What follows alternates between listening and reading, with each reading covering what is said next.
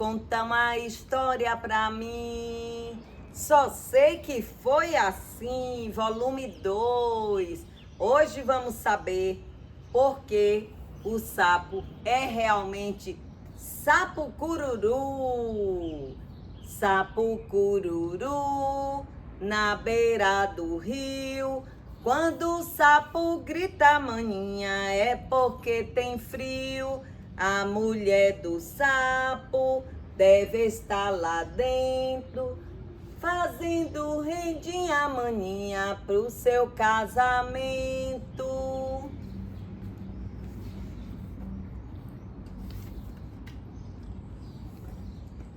Contrarides era o cabra mais mal-humorado da ilha de Marajó, no começo de alguns tempos e um pouco antes do depois. Eu sei que apesar de ser bem grande, ilha é ilha, não há uma multidão de pessoas ranzinzas para se comparar o humor.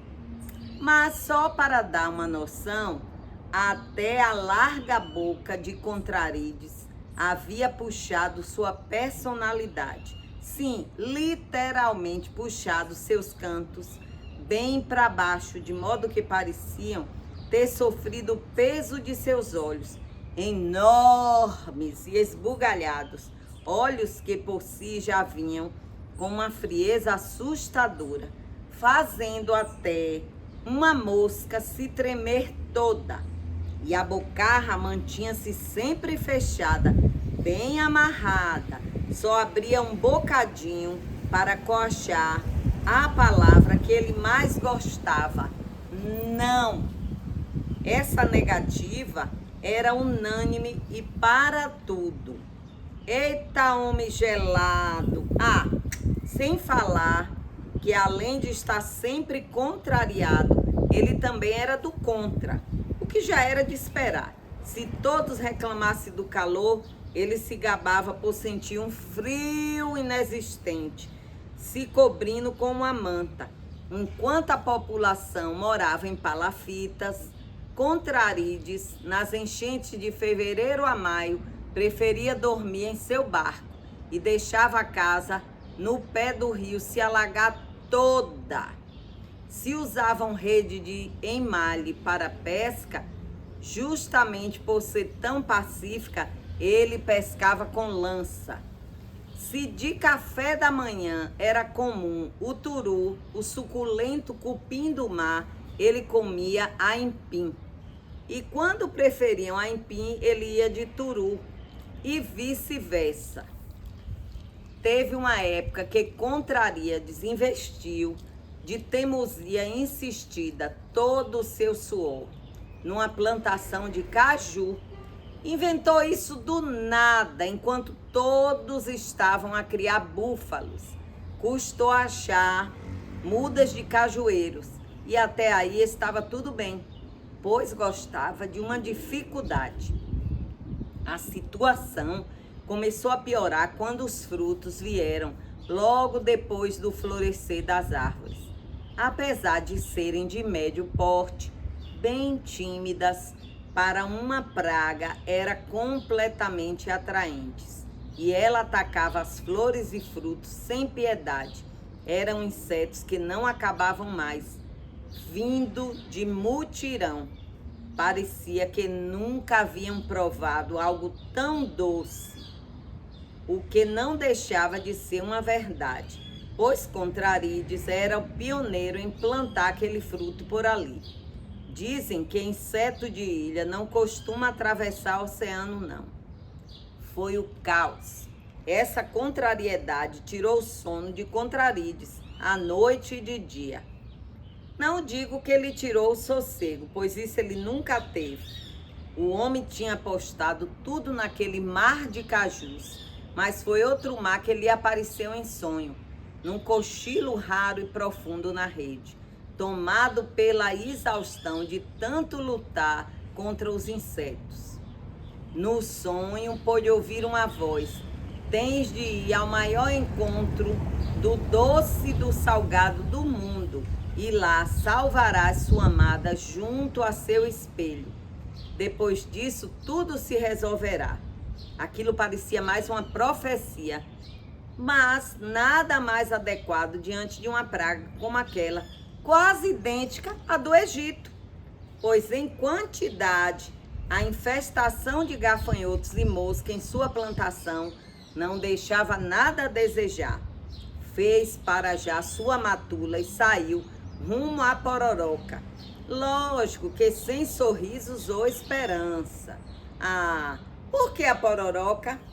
Digo que para aquela charada da misteriosa voz só havia uma resposta: a grande foz, o maior encontro que já conhecera. Era o deságua do doce rio Amazonas no salgado Oceano Atlântico. O encontro com a amada também foi tempestivo e grandioso, na mesma proporção. Ao se deparar com uma jovem indígena pequena em estatura, Contrarides notou primeiro sua beleza, depois atinou para o fato dela estar totalmente em perigo, numa canoa que se equilibrava em picos de ondas ferozes. Contrarides, então, inusitadamente, contrariou a si mesmo e fez pela primeira vez o que era certo. Ajudou a moça. Para a felicidade da profecia, o rapaz conseguiu acudir a jovem e seu samburá. A primeira parte do mistério em relação à pessoa amada resolveu-se lá na canoa mesmo, pois já era nítido que se tratava da dita cuja, com aqueles cabelos lisos partidos ao meio, que cortaram também em dois a crosta de Contrarides, curtido esses anos todos em mau humor. E ele, ainda ofegante do heroísmo, não conseguia disfarçar a curiosidade a saber o que aquele cesto escondia em matéria de salvação dos seus problemas com a peste. E no que mesmo se referia esse espelho? A curiosidade não precisou esperar muito, pois a jovem indígena, ao se ver em segurança, foi logo olhar seu samburá. Ficou aliviada de perceber que seus dois animais de estimação passavam bem. Quando Contrarides se pôs na frente daquele casal de sapos, no começo não entendeu nada. Fixou então o olhar no macho, que coincidentemente escancarou sua bocarra limpa para um coachá espaçoso que exibia a fina língua e plefte. O sapo lambeu a cara do moço. Contrarides, na mesma hora, entendeu a ironia sarcástica da profecia e se viu espelhado no sapo, identificando-se poderosamente. Simplesmente não aguentou e deixou escapulir no meio da boca uma bela de uma gargalhada que saiu copiosa e muito desajeitada pela falta de prática. Ao rir daquela forma, estampou livremente também sua banguelice total. Sim, Contrarides era um banguela, não assumido e bem envergonhado. Perdera os dentes ainda na meninice ao cair e levar um tabefe de uma raiz voadora que lhe atravessara a boca. Assim, além de recuperar com a língua o bom humor de Contrarides, já na ilha, o sapo também salvou seu cultivo.